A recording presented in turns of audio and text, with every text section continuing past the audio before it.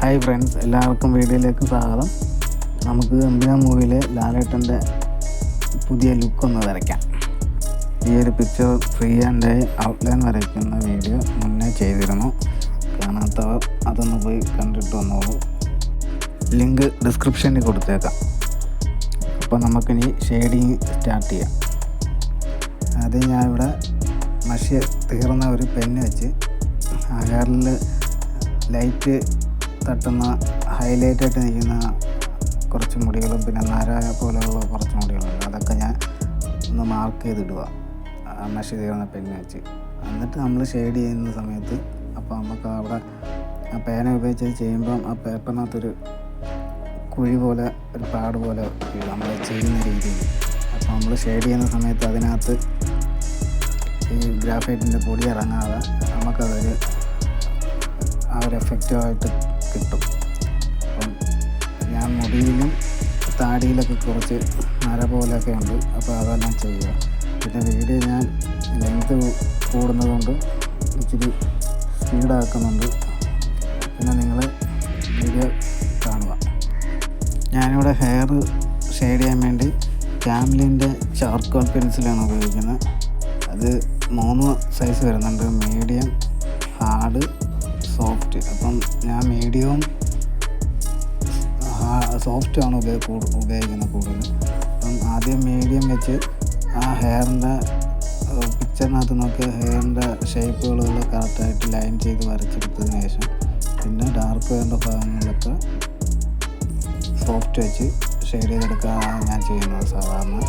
ഇപ്പം ഞാനിപ്പോൾ അതാണ് ചെയ്യുന്നത്.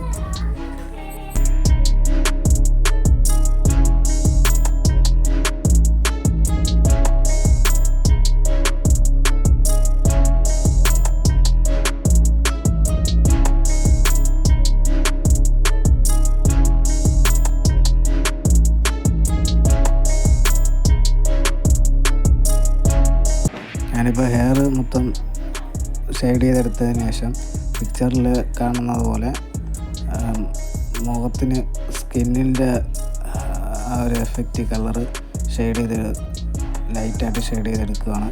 അതിനായിട്ട് ഞാൻ ഉപയോഗിക്കുന്നത് മീഡിയം ചാർക്കോൾ പെൻസിലാണ് ഉപയോഗിക്കുന്നത്. അപ്പം ഷെയ്ഡ് ചെയ്തതിന് ശേഷം ഞാനിപ്പം സ്വല്പം പഞ്ഞി വെച്ച് മൊത്തത്തിലൊന്ന് ബ്ലെൻഡ് ചെയ്ത് വിടുകയാണ്, ഒന്ന് സോഫ്റ്റ് ആക്കാൻ വേണ്ടി. ഞാൻ സാധാരണ ഇതേപോലെ പഞ്ഞി വെച്ച് അല്ലാതെ നമ്മുടെ നോട്ട് ബുക്കിൽ നിന്ന് പേപ്പർ എടുത്ത് നമ്മൾ കോണ് പോലെ ചുറ്റിയതിന് ശേഷം അതൊന്ന് ടേപ്പ് വെച്ചൊന്ന് ഒട്ടിച്ചെടുത്തതിന് ശേഷം ഞാൻ അത് വെച്ചാണ് സാധാരണ ബ്ലെൻഡ് ചെയ്യുന്നത്. ബ്ലെൻഡ് സ്റ്റമ്പായിട്ട് ഞാൻ അതാണ് ഉപയോഗിക്കുന്നത്.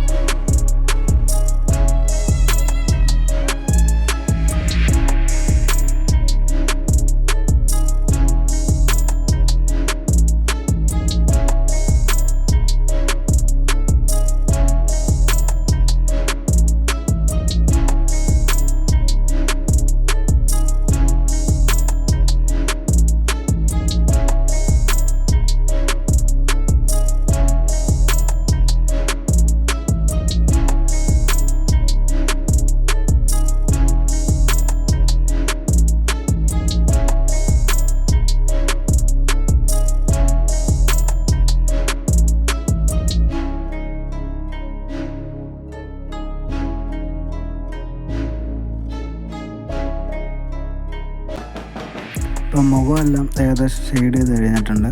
ഇനി നമുക്ക് ആ ഫ്രെയിമും ഗ്ലാസിൻ്റെ ഫ്രെയിമും അതിൻ്റെ ബോർഡറും കാര്യങ്ങളും ഗ്ലാസിൻ്റെ അകത്ത് തെളിഞ്ഞ് കാണുന്ന കുറച്ച് ഭാഗങ്ങളൊക്കെ ഷെയ്ഡ് ചെയ്യാനുണ്ട്. അതൊക്കെ ഷെയ്ഡ് ചെയ്തെടുക്കുക.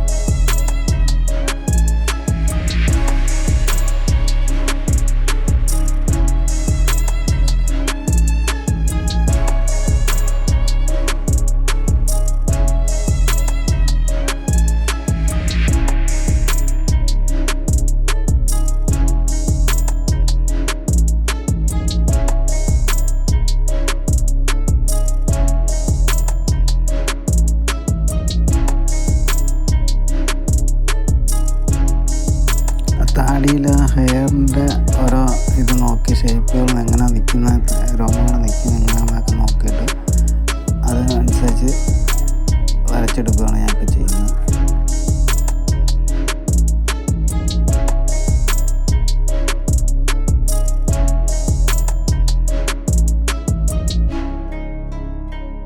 താടിയിൽ ഷെയ്ഡ് ചെയ്യുന്നതിനോടൊപ്പം ആ മഷി തീർന്ന പേനയ്ക്ക് വരച്ചെടുത്തിരുന്ന മാർക്ക് ചെയ്തിട്ടിരുന്ന ആ ഒരു ലൈൻസൊക്കെ ഇപ്പം നര പോലെ തെളിഞ്ഞു വരുന്നത് നമുക്ക് കാണാം.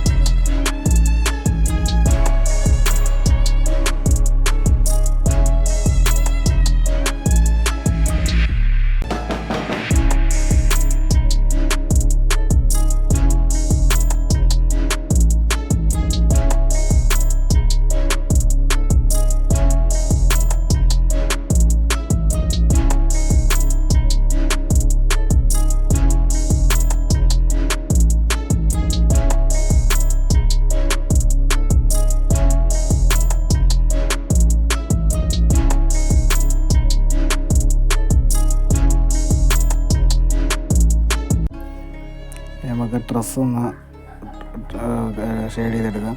അതിനായിട്ട് ഡ്രസ്സ് ഷെയ്ഡ് ചെയ്തതിന് ശേഷം ഞാനിപ്പം ഹൈലൈറ്റ് കൊടുക്കാനായിട്ട് ഉപയോഗിക്കുന്ന മോണോ ഇറേസർ ഞാൻ തന്നെ ചെയ്തെടുത്തതാണ്. നമ്മുടെ മാർക്കർ ഇതിൻ്റെ ഫ്രണ്ട് വശത്ത് ശകലം ഹോൾസ് ഇച്ചിലൂടെ വലുതാക്കിയതിന് ശേഷം നമ്മുടെ സാധാ ഇറേസർ ചെത്തി ലെവൽ ചെയ്ത് അതിലൂടെ ഇറക്കി കൂർപ്പിച്ച് ചെത്തിയെടുത്തതിൻ്റെ ആ ഒരു ഇതാണ് നിങ്ങൾ കാണുന്നത്. അതുമാണ് ഞാൻ മോണോ ഇറേസറായിട്ട് ഉപയോഗിക്കുന്നത്. അപ്പോൾ അത് വെച്ച് നമുക്ക് ഹൈലൈറ്റ് ചെയ്തെടുക്കാം. അതുപോലെ നിങ്ങൾക്കും വീട്ടിൽ തന്നെ ചെയ്തെടുക്കാവുന്നതേ ഉള്ളത്.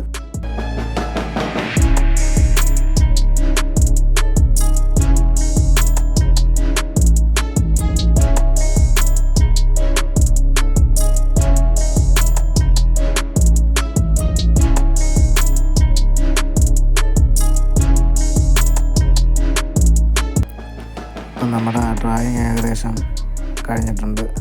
ഞാൻ ബാക്ക്ഗ്രൗണ്ട് കൂടെ ലൈറ്റായിട്ടൊന്ന് ഷെയ്ഡ് ചെയ്തെടുക്കുക. എങ്കിൽ മാത്രമേ നമ്മൾ ഡ്രസ്സിൻ്റെ ആ എഡ്ജ് ഭാഗത്തായിട്ട് ഹൈലൈറ്റ് കൊടുത്തിരിക്കുന്നത് നമുക്ക് നല്ല രീതിയിൽ എടുത്ത് കാണിക്കുക. അപ്പം അതിനുവേണ്ടി ഒന്ന് ലൈറ്റായിട്ട് ഷെയ്ഡ് ചെയ്യുക. അപ്പോൾ വീഡിയോ ഇഷ്ടപ്പെട്ടെങ്കിൽ അഭിപ്രായങ്ങൾ കമൻറ്റിലൂടെ അറിയിക്കുക, ലൈക്ക് ചെയ്യുക, ഷെയർ ചെയ്യുക, ചാനലൊന്ന് സബ്സ്ക്രൈബ് ചെയ്യുക. തുടർന്നും സപ്പോർട്ട് പ്രതീക്ഷിച്ചുകൊണ്ട് നമുക്ക് അടുത്തൊരു വീഡിയോയിലൂടെ കാണാം. അടുത്ത ആരെങ്കിലും വരയ്ക്കണം എന്നുള്ളവർ കമൻറ്റിലൂടെ അറിയിക്കുക. നമുക്കത് വരയ്ക്കാൻ ശ്രമിക്കാം.